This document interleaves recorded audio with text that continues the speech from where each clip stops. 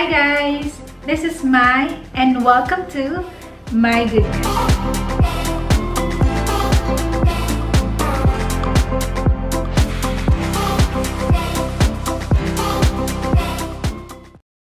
Alright, hi everyone! Today, gagawa tayo ng garlic bread, which is gagawa tayo from scratch, meaning gagawa muna tayo ng tinapay na gagamitin natin. And then, I'll show you the whole procedure. Just keep on watching. So, this is very easy. Pwede nyong hand kneading. Pwede rin gamit kayo ng mixer. Alright, simulan na natin. So, I have here my bread flour. So, we have the instant yeast. Maglalagay tayo ng konting sugar lang. This will help para ma-activate yung ating yeast. Water. Okay. Then we'll add just 2 tablespoons of oil. You can use olive oil, canola, or whatever oil you may have. Lagyan na natin tong ating dough hook. So this is actually what we call basic bread making. So ganito naman talaga yung basic na paggawa ng tinapay. Walang egg, walang milk, just water, and a little bit of oil. Okay, so start na natin tong i-knead. So we'll have to knead this for approximately 10 minutes. Now, kapag nag-hand kneading kayo, it can extend up to 15 to 20 minutes. Depende until makuha natin yung consistency ng dough na gusto natin. And then, don't forget the salt. Medyo madami-dami ang salt nitong ganitong bread. So, ang kalalabasan kasi nitong bread na to ay parang banh mi. O yung parang maliliit na baguette. Okay, taasan natin. So, normally kasi yung mga bread talaga na ganito is very less on sugar. Actually, yung iba wala talagang sugar. But since yung ating taste is Pinoy, so we wanted a little bit sugar on our bread. So, kaya naglagay tayo ng sugar. And then, it will also help with the yeast na gagamitin natin. Kasi hindi naman tayo gumagamit ng sourdough dito or starter. We're using yeast.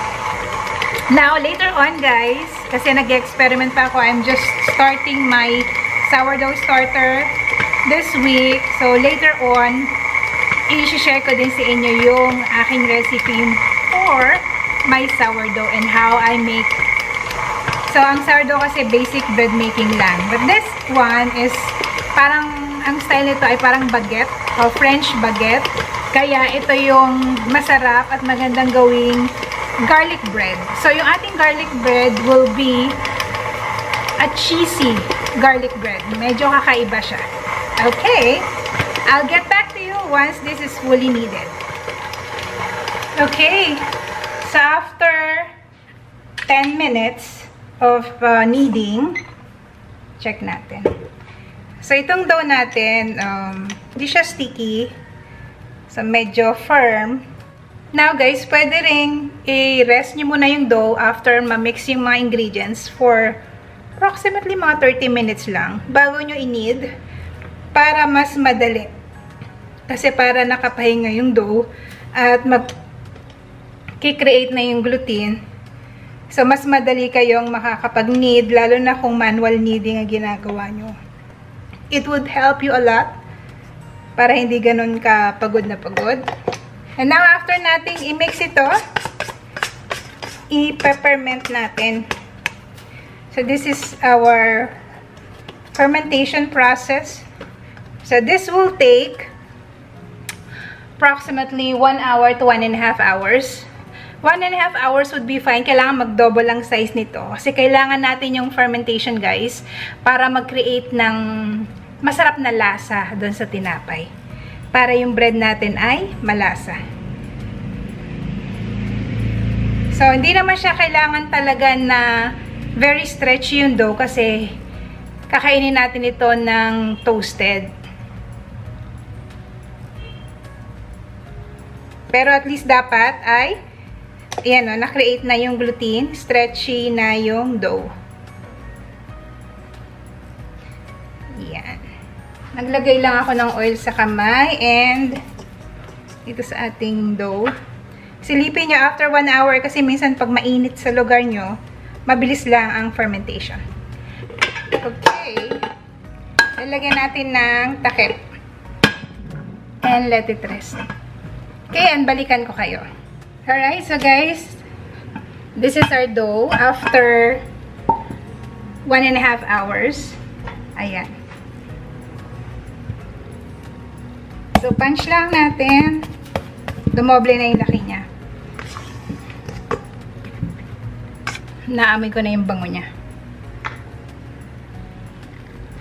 So, nag-flour lang ako.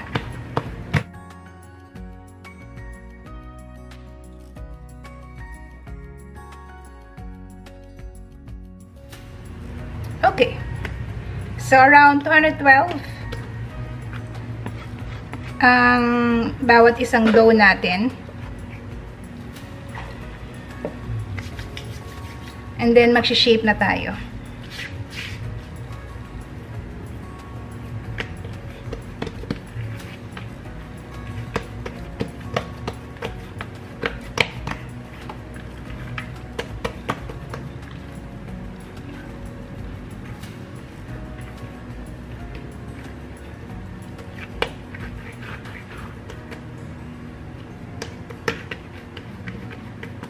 Simple lang naman tong i-shape.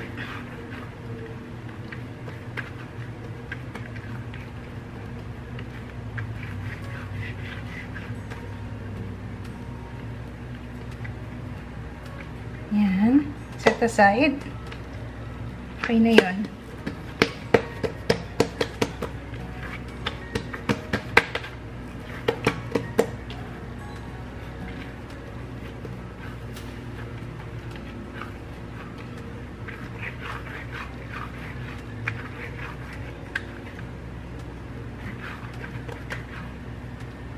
Okay. Maglalagay lang ako ng parang towel ko dito. So, this is flour na ginagamit ko. Para hindi siya dumikit. This one.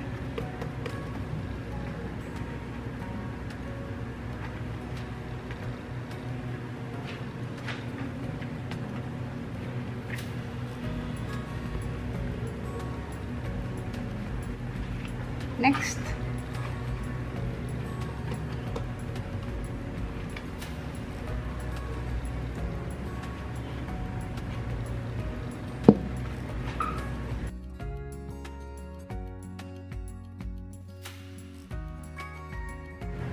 So, this is what I use pag wala akong magamit na pang-separate sa kanila. Kasi, para yung pag-alsa niya, guys, ay pataas at hindi pa buhaghag. Kaya gumagamit ako nito. May nabibili actually nito eh, yung mat na ganito. So, later on, bibili din ako nun. Kasi, mukhang parati akong gagawa ng mga ganito. Okay, and then takpan nyo lang. Okay, so paalsahin natin to guys ng 45 minutes to 1 hour. Alright guys, so after 1 hour, ito na yung itsura ng ating dough. So, naging fluffy na. Yan, malambot na at na lumaki na yung ating dough. Nilagyan ko nga pala dito sa magkabilang gilid para pataas yung dalawang nasa gilid. Nagpipreheat na ako ngayon ng oven natin to 200 degrees Celsius. Itong baking pan natin ay idadust ko lang ng flour. So, hindi tayo maglalagay ng parchment paper. Yan. So, ganyan ang ginagawa ko kapag habang wala pa ako nung mat na ginagamit sa kanya.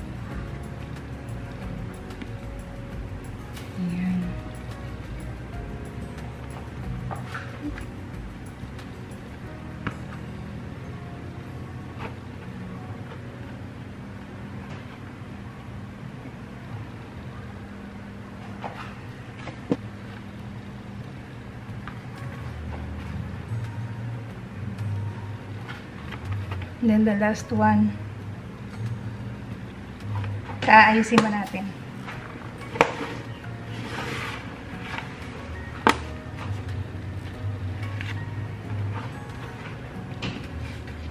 Move it.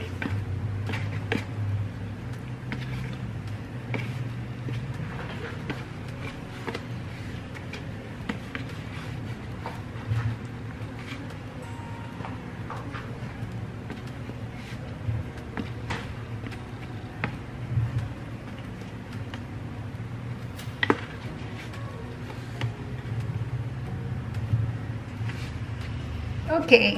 And then next, dust lang natin ng flour. Yung ibabaw.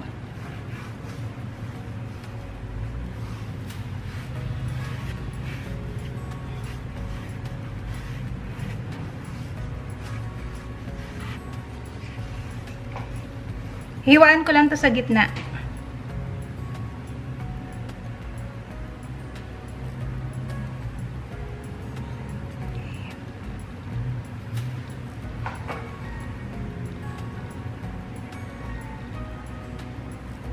Nothing too fancy. Okay, and then I'll show you once this is baked. Yan, so I added a pan na merong water habang pinipreheat mo para umiinit na rin yung tubig kasi kailangan natin ng steam. Okay, so nakasalang na yung bread natin at lumalaki na. So it's been 15 minutes at nabaliktad ko na siya. Okay, and then I'll update you. Alright, so guys, ngayon naman gagawin natin yung ating toppings na ilalagay sa ibabaw para maging garlic bread or cheesy garlic bread. So I'm using butter. This is softened butter. Pinalambot ko na siya. Ayan. So medyo softened talaga. So okay lang yan kasi gusto natin yan para mas mabilis nating ma-mix yung mga ingredients. And then, lalagyan natin yan ng mayonnaise. So, kukuha tayo ng 1/4 cup ng mayonnaise. Okay, I'm using this mayo olive oil. So, kahit anong mayonnaise na meron kayo. Okay, and then, lalagyan natin to ng garlic. So, yung garlic, mas marami, mas masarap. I'm using my garlic press. Pwede rin i-chop nyo using garlic chopper or mincer. Pwede yun. Kasi ang goal natin is para maliliit yung chop ng garlic. So, I'm using already like 3.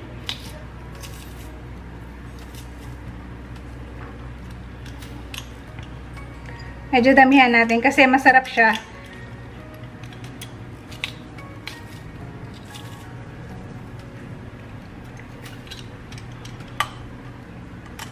Wag lang masyadong matapang yung gagawa nyo.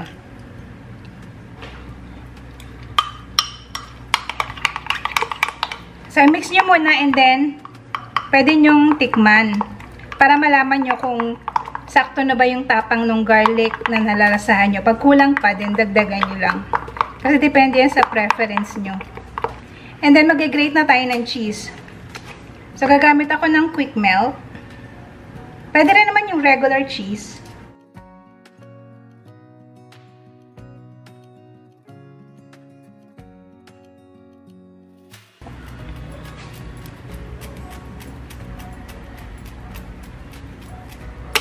Konti muna.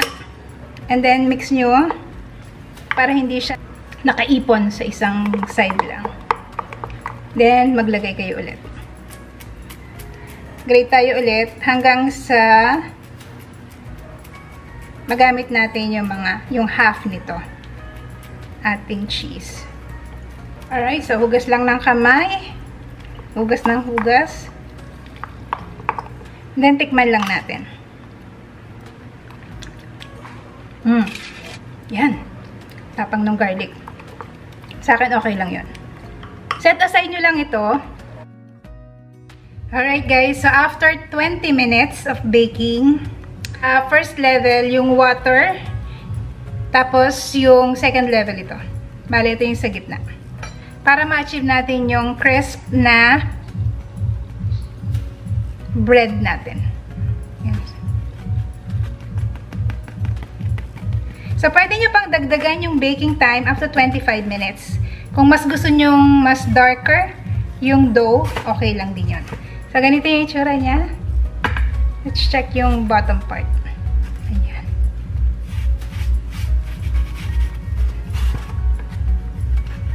Ayan. Tanggalin nyo na lang.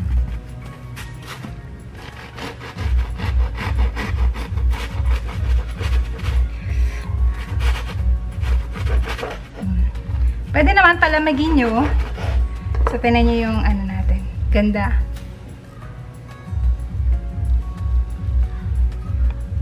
Ganda, no? Parang gusto ko nang kainin to. Tikman ko muna.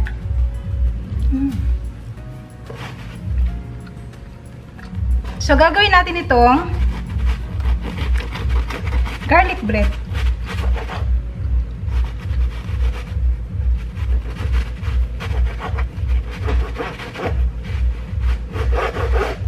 Yan. So, ganyan. Kasi masarap siyang partner ng pasta. Itong ating garlic bread. Hindi ko pa masyadong mahawakan. Ang init kasi. Mainit pa siya. Kinakain ko na siya, guys. Alam nyo ang gami niya. Yung stretchy. Chewy. Masarap. So, ito na yung ating garlic spread na ilalagay natin dito. So, you have two ways. Pwede nyo i-bake sa oven ulit. Sa inyong baking pan. Or sa air fryer. Or sa oven toaster. Ang ganda. So, lagyan nyo yung likod na parang ganyan lang. And then yung sa harap.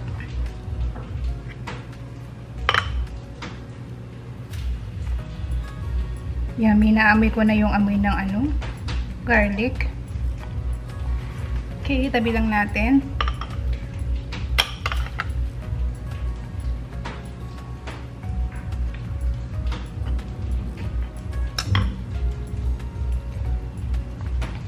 Ayan, lagyan ko yung ilalim, konti lang, and then yung ibabaw ng mas marami-rami. Para yung ating bread ay malasa. So guys, itong cheesy garlic spread nyo ay pwede nyong i-store sa ref. Para anytime gusto nyong gumawa ng garlic bread, cheesy garlic bread. Okay, ako naman ilalagay ko siya sa aking air fryer. Lalagyan ko siya ng parsley. So this is just optional. Depende na sa inyo.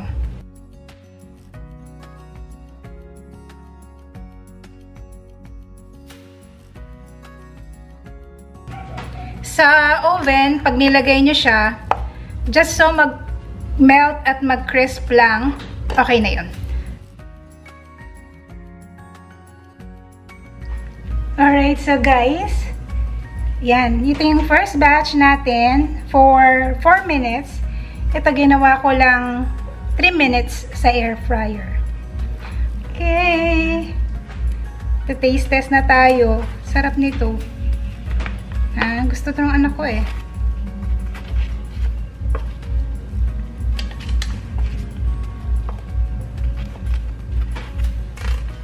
Arrange na natin.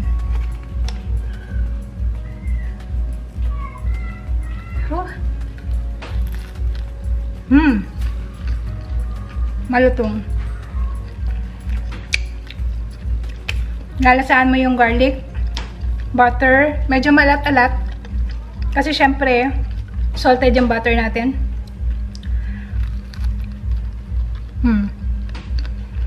Ito nga pala, by the way guys, pwede nyo i-stock sa ref. Tapos pagkakainin nyo, pwede nyo i-reheat na sa air fryer or sa oven toaster. Magiging crispy ulit yan. Gaya nito. Ang sarap nitong partner ng pasta, spaghetti, kahit anong klaseng pasta na lulutuin nyo this coming Christmas. If you want, pwede nyo pang dagdagan ng grated cheese sa ibabaw. Malambot yung bread, yung crust ay malutong. Nakakatuwa na kahit simple lang yung ingredients ng ating bread, nakakagawa pa rin ng masarap na tinapay. Guys, ganito talaga yung basic bread making. Gawin nyo lang sa inyong mga bahay, simpleng-simple. Pwede nyo gawin sa mga tasty bread na meron kayo, pandesal. Anything na tinapay na meron kayo, pwede nyo turn into a cheesy garlic bread. Alright, thank you so much for watching this video. Have a great day everyone and enjoy baking. Bye!